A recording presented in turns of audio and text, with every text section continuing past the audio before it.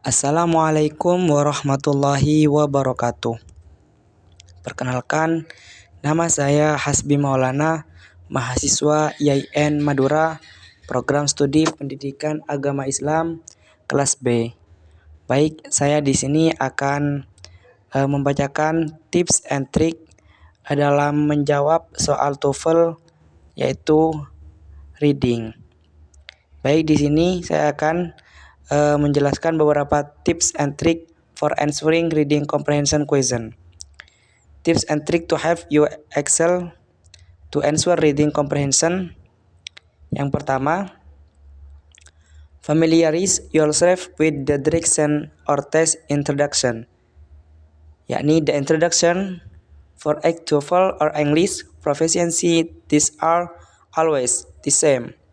Therefore, pay attention to the TOEFL test introduction before you take the test so that when the test takes place, you don't have to spend time reading the introduction again. Jadi, maksudnya adalah kita harus membiasakan diri dengan arahan atau pengenalan tes, yakni pengantar TOEFL atau bahasa Inggris. Yakni tes proficiency selalu sama. Oleh karena itu, kita harus memperhatikan pendahuluan tes TOEFL sebelum Anda atau kita mengikuti tes, agar pada saat tes berlangsung, kita tidak perlu menghabiskan waktu terlalu banyak untuk membaca pendahuluan lagi. Yang kedua, read the question first quickly and read the passage.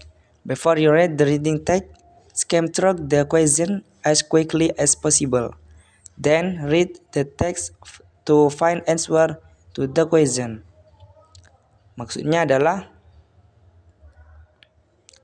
kita harus membaca pertanyaannya terlebih dahulu dengan cepat, lalu bacalah bagiannya.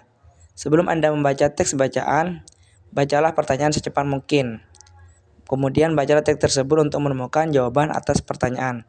Karena yang lebih penting itu membaca pertanyaannya terlebih dahulu, agar kita langsung kepada intinya atau maksud yang dituju. Yang ketiga, tips and triknya, reread the text more carefully to answer questions that require more difficult answer. You will have to read the text more carefully to answer questions that require more complex and demanding answer. This means that you should read the text more carefully and consider all the relevant details and elements before attempting to answer the question. Maksudnya adalah kita harus membaca teks dengan lebih teliti untuk menjawab pertanyaan yang membutuhkan jawaban yang lebih kompleks dan teliti. Ini berarti bahwa kita harus membaca teks dengan lebih cermat dan mempertimbangkan semua detail dan elemen yang relevan sebelum mencoba menjawab pertanyaan. Dan yang keempat, tips and triknya adalah answer all question even if you have to guess. There is no reduction in score for wrong answer. Maksudnya adalah kita harus menjawab semua pertanyaan. Bahkan jika kita tidak tahu, kita harus menggunakan insting atau dengan menebak, karena tidak ada pengurangan skor untuk jawaban yang salah. Ini berarti kita harus mencoba menjawab setiap pertanyaan. Jika Anda tidak yakin dengan jawaban Anda, karena tidak ada konsekuensi negatif untuk menjawab salah. Jadi kita harus memiliki sebuah keyakinan ketika kita tidak tahu untuk menjawab suatu pertanyaan, maka kita harus menggunakan keyakinan atau insting kita. Karena perihal salah atau benar itu tidak ada pengurangan nilai. Tips and trik yang terakhir adalah use your time as best as possible. You shall make the best as your time. This means that you must manage your time efficiently and effectively so that you can achieve your goal and test within the available time. Maksudnya adalah kita harus menggunakan waktu Anda, menggunakan sebaik mungkin waktu. Ini berarti bahwa kita harus mengelola waktu Anda dengan efisien dan efektif, sehingga kita dapat mencapai tujuan dan tugas kita dalam mengerjakan tes TOEFL dalam waktu yang tersedia.